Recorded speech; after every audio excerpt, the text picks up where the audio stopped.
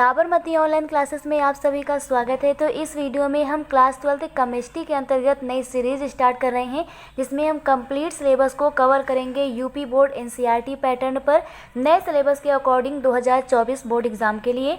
तो यहाँ पर हमारा फर्स्ट चैप्टर न्यू सिलेबस के अकॉर्डिंग है विलियन, तो इसे हम कवर करेंगे। तो ये हमारी पूरी की पूरी सीरीज चलने वाली है, कंप्लीट सिलेबस को कवर किया जाएगा और नोट्स, हैंड रिटन नोट्स की पीडीएफ आप लोगों को मिल जाएगी। पीडीएफ आपको कैसे मिलनी है कि जैसे हमारा चैप्टर 1 स्टार्ट हुआ है, तो चैप्टर 1 जब हमारा कंप्लीट हो जाएगा तो इसके बाद एक शॉर्ट वीडियो मिल जाएगी आपको पीडीएफ की, जहां पर लिंक के माध्यम से आप पीडीएफ देख सकते हैं हैंड रिटन नोट की। चलिए स्टार्ट करते हैं। तो चैप्टर 1 हमारा विलियन है, सभी जो इंपॉर्टेंट टॉपिक हैं उसे इसमें हम कवर करेंगे। तो विलियन सबसे पहले जान लेते हैं किसे कहते हैं। कि भाई जब हम किसी पदार्थ में कोई ऐसा पदार्थ मिलाएं जो उसमें घुल जाए, जब हमारे पास एक पदार्थ है और उसमें दूसरा कोई ऐसा पदार्थ मिलाएं जो इसमें आकर के घुल जाए, तब इसे बोलते हैं हम लोग समांगी मिश्रण। इसे क्या बोलते हैं? समांगी मिश्रण। समांगी मिश्रण का मतलब है कि भाई दो पदार्थ थे, उनको मिला दिया जाए तो वो एक जैसे हो जाएं, उसको बोलते हैं समांगी मिश्रण। जैसे हमने पानी लिया और नमक लिया, नमक को उसमें घोला तो नमक घुल जाएगा ना। अगर वो घुल गया तो एक ही तरह नजर आएगा, हमें एक ही चीज़ नजर आएगा, तो उसे बोलते हैं समांगी मिश्रण। और जो समांगी मिश्रण होते हैं ना, इसी को बोलते हैं विलियन। विसमांगी मिश्रण हमारा विलियन नहीं होता। जैसे हमने क्या किया, हमने भाई यहाँ पर एक गिलास पानी ले लिया और इसमें हमने कंकड़ के टुकड़े डाल दिए, तो क्या वो इसमें घुलेंगे? नहीं घुलेंगे, तो वो हमारा हो जाएगा विसमांगी मिश्रण। तो विसमांगी मिश्रण जो होगा ना, वो विलियन नहीं होता है। विलियन होने के लिए समांगी मिश्रण होना आवश्यक है। तो विलियन क्या होता है? दो या दो से अधिक पदार्थों के समांगी मिश्रण को विलियन कहा जाता है। आपको आसानी से क्लियर हो गया होगा कि भाई दो या दो से अधिक पदार्थ हो सकते हैं, उनको मिला के आप पहले समांगी मिश्रण बनाइए, यानी कि वो पदार्थ आपस में घुल जा रहे हो, तो ऐसे मिश्रण को हम लोग बोलते हैं विलियन। कि दो या दो से अधिक पदार्थों के समांगी मिश्रण को क्या बोलते हैं? विलियन बोलते हैं। फिर यहाँ पर बताते हैं कि विलियन का मतलब है दो चीज़ें। एक पदार्थ जिसे हमने मिलाया है, कम मात्रा में लिया है, वो है विलेय, और एक पदार्थ जो अधिक मात्रा में था ना, उसको बोलते हैं विलायक। जैसे हमने क्या किया, पानी में नमक को मिलाया, तो पानी में नमक को मिलाया तो क्या बनेगा? विलियन बनेगा, क्योंकि ये समांगी मिश्रण है। क्योंकि जो हमारा नमक है ना, वो पानी में घुल जाएगा, तो ये हमारा क्या हो जाएगा? समांगी मिश्रण हो जाएगा। तो पानी और नमक को मिलाया गया तो बना समांगी मिश्रण, अर्थात वो विलियन कहलाएगा। यहाँ पर पानी ज़्यादा मात्रा में लिया ना, तो जो चीज़ ज़्यादा मात्रा में ली जाती है वो विलायक होता है, अर्थात जिसमें कोई चीज़ घोली जाती है ना, वो विलायक होता है। तो यहाँ ट्रिक से भी आप देख सकते हैं कि भाई विलेय में कम अक्षर हैं और विलायक में ज़्यादा अक्षर हैं, अर्थात जो चीज़ विलियन बनाने के लिए ज़्यादा मात्रा में ली जाती है उसे विलायक कहते हैं, और जो पदार्थ यहाँ पर कम मात्रा में लिया जाता है उसे विलेय कहते हैं। अर्थात जिसमें किसी चीज़ को घोला जाता है वो विलायक है और जिसको घोला जाता है वो विलेय है। तो ये आप लोगों को क्लियर हो गया होगा। अब यहाँ पर देखते हैं विलियन के प्रकार। तो विलियन के प्रकार को यहाँ पर शॉर्ट नोट की तरह देखेंगे कि पदार्थ की मात्रा के आधार पर विलियन के प्रकार। तो अगर हम बात करें ना पदार्थ की मात्रा, तो पदार्थ की मात्रा के आधार पर विलियन हमारा 3 प्रकार का होता है। कितने प्रकार का? 3 प्रकार का। पहला हमारा हो जाता है तनु विलियन, दूसरा हो जाता है सांद्र विलियन, और तीसरा हो जाता है संतृप्त विलियन। पहला कौन सा है? तनु विलियन, दूसरा सांद्र विलियन, और तीसरा हो जाता है संतृप्त विलियन। तो चलिए जानते हैं तनु विलियन क्या होता है। तो तनु विलियन यानी कि विलियन है ऐसा विलियन जिसमें विलेय की मात्रा, भाई हमारे पास विलियन बनने के लिए दो चीज़ें चाहिए, एक विलायक और एक विलेय। तो ऐसा विलियन जिसमें विलेय की मात्रा, अर्थात जो पदार्थ हम मिला रहे हैं ना, वो अगर कम मात्रा में है, विलेय की मात्रा कम हो, तो ऐसे विलियन को बोलते हैं तनु विलियन। जैसे कि भाई हमने एक बाल्टी पानी ली और इसमें क्या किया, 2-4 चीनी के टुकड़े डाल दिए। एक बाल्टी पानी में 2-4 चीनी के टुकड़े इसमें डाल दिए, तो यहाँ पर चीनी की मात्रा बहुत कम थी ना, लगभग ना के बराबर, तो ऐसे विलियन को बोलते हैं तनु विलियन। इसके बाद नेक्स्ट आ जाता है सांद्र विलियन। कौन सा? सांद्र विलियन। तो सांद्र विलियन में विलेय की मात्रा ना अधिक होती है, यानी कि तनु विलियन से ज़्यादा होगी। तनु विलियन में हमने क्या किया था, विलेय एकदम थोड़ा मिलाया था, लेकिन सांद्र विलियन में विलेय की मात्रा तनु विलियन से अधिक होती है। इसका एग्जाम्पल कैसे देंगे कि भाई हमारे पास एक बाल्टी पानी है, इसमें हमने 2 किलो चीनी मिला दी, तो जो विलियन बनेगा क्या हो गया? सांद्र विलियन हो गया। नेक्स्ट हमारा है संतृप्त विलियन। संतृप्ति विलयन ऐसा विलयन होता है ना जिसमें और अधिक विलेय न घोला जा सके। आप ऐसे समझो कि कोई व्यक्ति है जिसने भरपेट खाना खा लिया है, अब उसके शरीर में बिल्कुल भी, उसके पेट में बिल्कुल भी जगह नहीं बची कि वो और कुछ खा सके। अब आप उसके सामने रसगुल्ला रख के रख देंगे ना, तब भी वो मना ही करेगा। आप उसको पैसा देंगे कि खा लीजिए, तब भी नहीं खा सकता। अर्थात संतृप्ति विलयन ऐसा विलयन है जिसमें और विलेय न घोला जा सके। भाई हम घोलते गए घोलते गए घोलते गए, एक स्थिति ऐसी आएगी कि घुलना बंद हो जाएगा क्योंकि हमारा विलेय बहुत ज़्यादा हो जाए, तो ऐसे विलयन को बोलते हैं संतृप्ति विलयन। तो ये तीनों प्रकार भी आपको क्लियर हो गए होंगे पदार्थ की मात्रा के आधार पर। अब यहाँ पर नेक्स्ट देखते हैं भौतिक अवस्था के आधार पर। किसके आधार पर?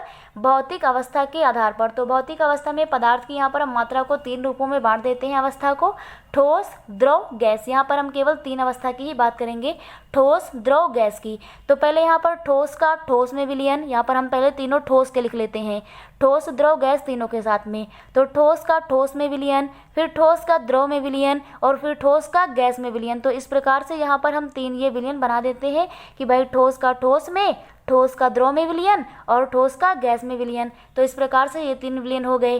फिर इसी प्रकार से द्रव के 3 विलयन लिखते हैं कि द्रव का ठोस में विलयन, द्रव का द्रव में विलयन और द्रव का गैस में विलयन। तो द्रव का भी तीनों के साथ करते हैं। अब इसी प्रकार से गैस का भी तीनों के साथ विलयन बनेगा, गैस का ठोस के साथ विलयन, गैस का द्रव के साथ विलयन और गैस का गैस के साथ विलयन। तो इस प्रकार से विलयन भौतिक अवस्था के आधार पर विलयन के 9 प्रकार हो जाते हैं। कितने प्रकार हो जाते हैं? 9 प्रकार हो जाते हैं भौतिक अवस्था के आधार पर। अब यहाँ पर एग्जाम्पल देख लेते हैं।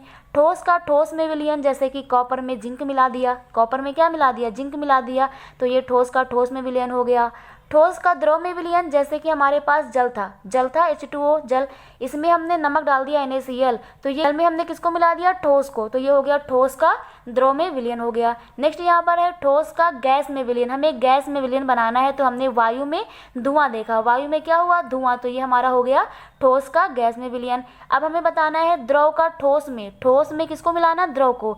तो यहाँ पर किसमें किसको मिलाना है? ठोस में मिलाना है द्रव को। तो यहाँ पर एग्जाम्पल हो जाएगा कि भाई हमारे पास सोना था, ये ठोस था, सोने में हमने पारे को मिला दिया मरकरी Hg, तो ये जो विलयन बनाना ये कहलाएगा द्रव का ठोस में विलयन। फिर आता है द्रव का द्रव में विलयन। भाई द्रव का द्रव में विलयन, हमारे पास एक द्रव जल था, इसमें अल्कोहल को मिला दिया, किसको मिला दिया? अल्कोहल को, तो बन गया द्रव का द्रव में विलयन। नेक्स्ट आएगा द्रव का गैस में विलयन। गैस में हमें द्रव मिलाना है, तो वायु में नमी आना, ये क्या है? ये है द्रव का गैस में विलयन। नेक्स्ट है गैस का ठोस में विलयन। गैस का किस में? ठोस में। तो ठोस में यानी कि लेड हमने ले लिया एग्जाम्पल के रूप में, क्या ले लिया? Pb lead. इसमें गैस मिलानी, तो H2 गैस का मिश्रण यहाँ पर हो जाएगा समांगी मिश्रण और ये हो जाएगा विलयन। नेक्स्ट यहाँ पर है गैस का द्रव में विलयन। गैस का किस में? द्रव में। तो द्रव हमने लिया H2O और इसमें एक गैस मिला दी CO2, तो हो गया यहाँ पर गैस का द्रव में विलयन। नेक्स्ट हमारा है गैस का गैस में विलयन। तो यहाँ पर वायु हमारा एग्जाम्पल हो जाएगा गैस का गैस में विलयन। जैसे वायु में हमारा ऑक्सीजन, नाइट्रोजन और अन्य गैसें भी होती हैं। तो इस प्रकार से भौतिक अवस्था के आधार पर विलयन के 9 प्रकार भी क्लियर हो गए होंगे। नेक्स्ट हमारा टॉपिक है सांद्रता को मापने की विधियां। तो ये मोस्ट इंपॉर्टेंट टॉपिक है, यहाँ से क्वेश्चन बनता ही बनता है। चलिए देखते हैं। पहले हमारा टॉपिक यहाँ पर मोलरता है, जिसे बोलते हैं मोलरिटी। क्या बोलते हैं? मोलरिटी बोलते हैं। मोलरता क्या होता है? तो भाई मोलरता का फार्मूला से देखते हैं। मोलरता बराबर होता है विलेय के मोलों की संख्या बटे आयतन लीटर में, यानी कि विलेय के मोलों की संख्या को मोलरता कहते हैं। किसी विलयन में जो विलेय के मोलों की संख्या है इसको मोलरता कहेंगे। लेकिन यदि आयतन क्या हो? एकांक हो। यहाँ पर आपको ध्यान रखना है, कोई विलयन है तो भाई विलयन में 2 चीज़ें होंगी ना, एक तो विलेय होगा, दूसरा क्या होगा? विलायक। तो हमें विलेय को देखना है कि विलेय के जो मोलों की संख्या है ना, विलेय के मोलों की संख्या, उसको हम विलयन की मोलरता कहेंगे भाई। लेकिन शर्त है, कब कहेंगे? एकांक विलयन में। यहाँ पर एकांक आयतन होना चाहिए। तो किसी विलयन के एकांक लीटर में, एकांक लीटर का मतलब लीटर किसका मात्रक होता है? आयतन का। तो किसी विलयन के एकांक लीटर में उपस्थित विलेय के मोलों की संख्या को विलयन की क्या कहते हैं? मोलरता कहते हैं। तो कोई विलयन है, उसके एकांक लीटर में उपस्थित जो विलेय के मोलों की संख्या है ना, इसको हम लोग बोलते हैं कि यह हमारे विलयन की क्या है? मोलरता है।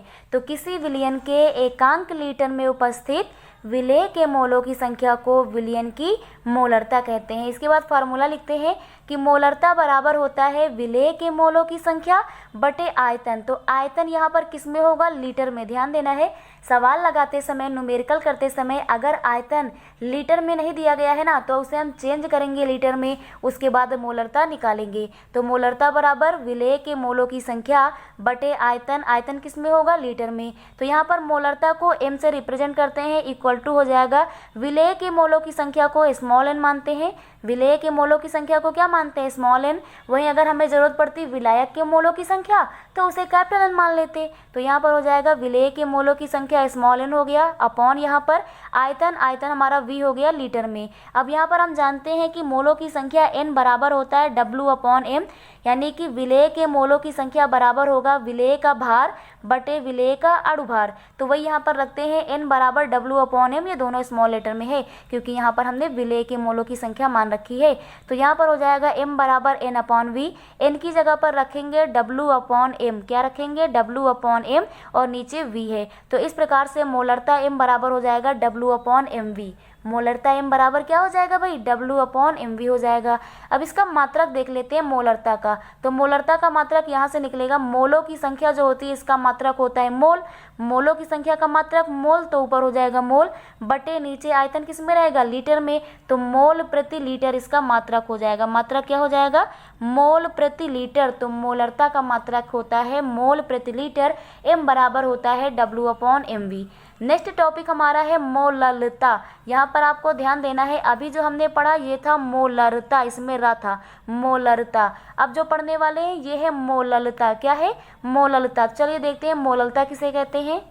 मोलरता में हमने बोला था कि कोई विलयन है उसमें एकांक लीटर में विलेय के मोलों की संख्या को मोलरता कहते हैं। मोललता में यहाँ पर हम बात करेंगे विलायक की, किसकी, विलायक की। मोललता में किसकी बात करनी है, विलायक की, कि किसी विलायक के 1 किलोग्राम में, विलायक हमें लेना है भाई 1 किलोग्राम मान लिया हमने, किसी विलायक के 1 किलोग्राम में उपस्थित विलेय के मोलों की संख्या, ये भी विलेय के ही मोलों की संख्या है, लेकिन आपको ध्यान देना है विलायक के 1 किलोग्राम में। तो किसी विलायक के 1 किलोग्राम में उपस्थित विलेय के मोलों की संख्या को हम लोग विलयन की मोललता बोलते हैं, विलयन की मोललता। किसको बोलते हैं, तो किसी विलायक के, यहाँ पर विलायक बोलना है भाई मोललता में, किसी विलायक के कितने, 1 किलोग्राम में, किसी विलायक के 1 किलोग्राम में उपस्थित विलेय के मोलों की संख्या को विलयन की मोललता कहते हैं। फार्मूला देखते हैं, मोललता बराबर होता है विलेय के मोलों की संख्या बटे, यहाँ पर क्योंकि आयतन नहीं लेना है, विलयन नहीं लिया तो आयतन नहीं लेना है, यहाँ पर विलायक का भार लेना है, नीचे क्या लेना है, विलायक का भार। तो मोललता बराबर हो जाएगा विलेय के मोलों की संख्या बटे नीचे हो जाएगा विलायक का भार, और विलायक का भार किस में होगा, किलोग्राम में होगा, विलायक का भार किस में होगा, किलोग्राम में। तो मोललता बराबर हो जाएगा विलेय के मोलों की संख्या बटे विलायक का भार हो जाएगा किलोग्राम में। मोललता को यहाँ पर हम डैश से रिप्रेजेंट करते हैं, तो इक्वल टू हो जाएगा विलेय के मोलों की संख्या, किसके, विलेय की, तो ये स्मॉल n ही रहेगा, बटे यहाँ पर विलायक का भार। तो भाई विलेय का भार हम लोग मानते हैं स्मॉल w और विलायक का भार मानते हैं कैपिटल W, क्योंकि ये ज़्यादा मात्रा में तो यहाँ पर कैपिटल W मान लेते हैं। तो विलायक का भार है तो कैपिटल W, वो भी किस में, केजी में। अब यहाँ पर n की वैल्यू रखते हैं, n बराबर क्या होता है, W अपॉन m, यहाँ पर तो W अपॉन m रखेंगे इसकी जगह पे, तो W अपॉन m रख देते हैं, और यहाँ पर कैपिटल W नीचे पहले से है, तो m डैश बराबर हो जाएगा W upon m into capital W। तो यहाँ पर आपको याद रखना है स्मॉल w जो है ना ये विलेय का भार है, और स्मॉल m विलेय का अणुभार है, और कैपिटल W क्या है, विलायक का भार है। तो यहाँ पर m डैश इक्वल टू मिल जाएगा small w upon small m into capital W, और यहाँ पर विलायक का जो भार है वो किलोग्राम में है। मात्रक देख लेते हैं, तो यहाँ पर मोलों की संख्या का मात्रक मोल हो जाएगा बटे विलायक का भार किस में था, किलोग्राम में। तो इस प्रकार से यहाँ पर मोललता, किसका, मोललता का मात्रक हो जाएगा मोल प्रति किलोग्राम, क्या हो जाएगा, मोल प्रति किलोग्राम। तो ये दोनों टॉपिक मोललता और मोलरता आप लोगों को क्लियर हो गया होगा। नेक्स्ट टॉपिक देख लेते हैं मोल प्रभाज। तो ये तीनों टॉपिक हमारे मोस्ट इंपॉर्टेंट है, यहाँ से क्वेश्चन बनता ही बनता है। तो नेक्स्ट यहाँ पर टॉपिक हमारा है मोल प्रभाज, जिसको बोलते हैं मोल अंश। क्या बोलते हैं, मोल अंश। तो इसके लिए थोड़ा सा हम रफ का यूज़ करेंगे। मान लीजिए ये हमारे पास एक व्यक्ति ए है और एक व्यक्ति बी है, एक व्यक्ति ए है और एक व्यक्ति बी है। इन दोनों ने मिल करके 1100 रुपये की कोई सामान खरीदी है। इन दोनों ने मिल करके 1100 रुपये की कोई क्या खरीदी है, सामान खरीदी है, जिसमें भाई ए ने दिया है 600 रुपये और बी ने दिया है 500 रुपये। भाई एक घड़ी थी जो कि 1100 रुपये की थी, तो ए और बी ने कहा चलो इसको मिलके खरीद लेते हैं, क्योंकि ये भाई बहन हैं। तो ये दोनों लोग मिलके खरीद लेते हैं 1100 रुपये की घड़ी, जिसमें ए ने 600 रुपये दिया है और बी ने 500 रुपये दिया है। तो टोटल मिला के 1100 रुपये की भाई ये लोग घड़ी अपने घर ले आए हैं। अब यहाँ पर पूछा जाए कि ए का कितना हिस्सा है, ए का हिस्सा कितना है, अंश कितना है, इस घड़ी को खरीदने में ए का हिस्सा कितना है, कितना अंश ए ने दिया है। तो ए का अंश निकालने के लिए क्या करते हैं भाई, पूरा यहाँ पर ए ने कितना पैसा दिया वो लिख देते हैं और बटे टोटल कितना रुपए दिया गया ये लिख देते हैं। तो इस प्रकार से ए का अंश मिल जाता है। इसी प्रकार से अगर बी का अंश निकालना हो कि भाई बी ने कितना हिस्सा खर्चा किया है, जो हमारी घड़ी 1100 रुपये की आई है, इसमें बी का कितना हिस्सा है, कितना परसेंट बी ने खर्चा किया है। तो उसके लिए यहाँ पर हम क्या करते हैं, हिस्सा निकालने के लिए बी ने कितना खर्चा किया उतना ऊपर रखते हैं, बटे नीचे टोटल कितना था ये रख देते हैं। तो बी का हिस्सा निकल आता है। परसेंट में निकालना हो तो गुणे 100 भी कर देते हैं। तो इस प्रकार से हिस्सा निकलता है। इसी प्रकार से विलयन में क्या होता है, विलयन में भाई एक पदार्थ विलेय होता है, एक पदार्थ क्या होता है, विलेय, और दूसरा पदार्थ होता है विलायक। ये दोनों मिलकर के बनाते हैं विलयन। तो अब हमें पता करना है कि इस विलयन को बनने में विलेय का कितना हिस्सा है और विलायक का कितना हिस्सा है। इसी हिस्से को बोलते हैं मोल प्रभाज। क्या बोलते हैं, मोल प्रभाज। तो यहाँ पर मोल प्रभाज का मतलब है विलयन में, किस में, विलयन में विलेय या फिर विलायक के मोलों की संख्या, विलेय या फिर विलायक के मोलों की संख्या तथा कुल मोलों की संख्या का जो अनुपात होगा। जैसे अभी हमने अनुपात निकाला था, तो ऊपर है अगर हमें विलेय का मोल प्रभाज निकालना है तो ऊपर विलेय की मोलों की संख्या रखेंगे और नीचे तो कुल ही रखना है, नीचे क्या रखना है, कुल रखना है। इसी प्रकार से यदि हमें विलायक का मोल प्रभाज निकालना है तो ऊपर विलायक के मोलों की संख्या रखेंगे और नीचे क्या रखेंगे, कुल मोलों की संख्या। तो यहाँ पर हम मोल प्रभाज को परिभाषित करते समय लिखेंगे कि विलयन में विलेय या फिर विलायक, इन दोनों में से एक ही होगा ऊपर, तो विलेय या विलायक के मोलों की संख्या तथा नीचे क्या रहेगा, कुल मोलों की संख्या का जो अनुपात होता है, इसको विलयन का मोल प्रभाज कहते हैं। तो इस अकॉर्डिंग यहाँ से हो जाएगा मोल प्रभाज इक्वल टू, या तो ऊपर स्मॉल एन रहेगा या फिर क्या रहेगा, कैपिटल एन रहेगा। ये और है, इन दोनों में से ऊपर एक रहेगा और नीचे टोटल रहेगा small N plus capital N. अब यहाँ पर देख लेते हैं अलग अलग कि विलेय का मोल प्रभाज कैसे निकलता है और विलायक का मोल प्रभाज कैसे निकलता है। तो यहाँ पर हम लोग मान लेते हैं कि माना विलेय के मोलों की संख्या स्मॉल एन है। विलेय के मोलों की संख्या क्या है, स्मॉल एन है, क्योंकि विलेय कम मात्रा में होता है तो इसे हमने स्मॉल एन मान लिया। विलायक के मोलों की संख्या को हमने कैपिटल एन मान लिया। तो इस प्रकार अगर हम विलेय का मोल प्रभाज निकालें तो क्या हो जाएगा, ऊपर विलेय के मोलों की संख्या, भाई विलेय का मोल प्रभाज निकाल रहे हैं तो ऊपर हो जाएगा विलेय की मोलों की संख्या, बटे नीचे क्या रहेगा, नीचे कुल मोलों की संख्या रहेगा। तो कुल मोलों की संख्या का मतलब विलेय वाला भी रहेगा, विलायक वाला भी रहेगा, इन दोनों का योग रहेगा। तो यहाँ पर जो मोल प्रभाज है इसको एक्स से रिप्रेजेंट करते हैं। अगर हमने माना कि विलेय ए था तो वो एक्स ए आ जाएगा, एक्स ए इक्वल टू हो जाएगा स्मॉल एन अपॉन हो जाएगा small N plus capital N. ये हमारा विलेय का मोल प्रभाज हो जाएगा। भाई ऐसे ही आपको निकालना है विलायक का मोल प्रभाज, तो क्या हो जाएगा, विलायक का मोल प्रभाज इक्वल टू ऊपर किसको रखेंगे, विलायक के मोलों की संख्या यानी कैपिटल एन अपॉन नीचे तो कुल ही रहना है small N plus capital N. यदि हम मान लें कि विलायक हमारा बी था तो एक्स बी हो जाएगा मोल प्रभाज, एक्स बी इक्वल टू हो जाएगा capital N upon small N plus capital N. अब यहाँ पर नोट पॉइंट देखते हैं। नोट पॉइंट कहता है कि विलेय का मोल प्रभाज और प्लस विलायक का मोल प्रभाज किया जाए, यानी विलेय और विलायक के मोल प्रभाज का अगर योग कर दिया जाए ना तो वो एक होता है। वो क्या होता है, एक। चलिए देख लेते हैं किस प्रकार से एक होता है। तो यहाँ पर हमारा विलेय का मोल प्रभाज कितना है, small N upon small N plus capital N, और विलायक का मोल प्रभाज कितना है, capital N upon small N plus capital N. इन दोनों को जोड़ दिया जाए तो जोड़ कितना आएगा, भाई इसमें हर को देखिए, हर यहाँ पर समान है ना तो इसको एक बार लिख लेंगे small N plus capital N, और ऊपर ही क्या हो जाएगा, ऊपर हो जाएगा small N plus capital N, small N plus capital N. ये कैंसिल आउट होकर के 1 बन जाएगा। इसीलिए हम कहते हैं कि यदि विलेय का मोल प्रभाज और जो विलायक का मोल प्रभाज है इन दोनों का योग किया जाए तो कितना आता है, 1 आता है। तो विलेय और विलायक का मूल प्रभाजों का योग कितना होता है, 1 होता है। इसके बाद नेक्स्ट हमारा हेनरी का नियम है, तो इसके आगे हम पार्ट 2 में कवर करेंगे। ये हमारा पार्ट 1 यहाँ तक इसे हम रखते हैं। Thank you.